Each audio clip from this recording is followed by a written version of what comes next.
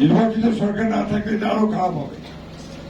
আইন শৃঙ্খলা পরিস্থিতি খুবই খারাপ হচ্ছে, নির্বাচিত সরকার না থাকলে খুবই খারাপ হবে। আগামীকাল ফ্যাসিস্ট হাসিনার গণহত্যার বিরুদ্ধে যেটা ট্রায়াল হয়েছে রায় বেরোবে। এই নিয়ে একটা চরম আপনার একটা বলা যেতে পারে যে একটা অনিশ্চয়তা, একটা আতঙ্ক সারা দেশে বিরাজ করছে। এই কোনো বড় একটা অপেক্ষা রাখে না, এবং একটা মহল এটা নিয়ে বাংলাদেশে আবার একটা নৈরাজ্য সৃষ্টি করার জন্য পায়তারা করছে। আমাদের আজকে রুখে দাঁড়াতে হবে।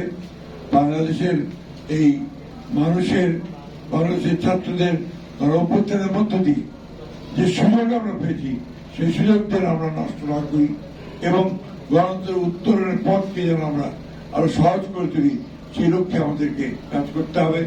এবং সমস্ত রাজনৈতিক দলগুলোকে আমি আহ্বান জানাবো যে আসুন ওই প্রশ্ন ঐক্যবদ্ধ থেকে যে আমরা গণতন্ত্রকে এখানে প্রতিষ্ঠা করবো, এই প্রশ্ন ঐক্যবদ্ধ থেকে আমরা সামনে নির্বাচনের দিকে এগিয়ে যাই। মৌলানা ভাসানীর যে আদর্শ, সেই আদর্শের লক্ষ্য করে আমরা যেন এখানে গণতন্ত্র প্রতিষ্ঠা করতে পারি।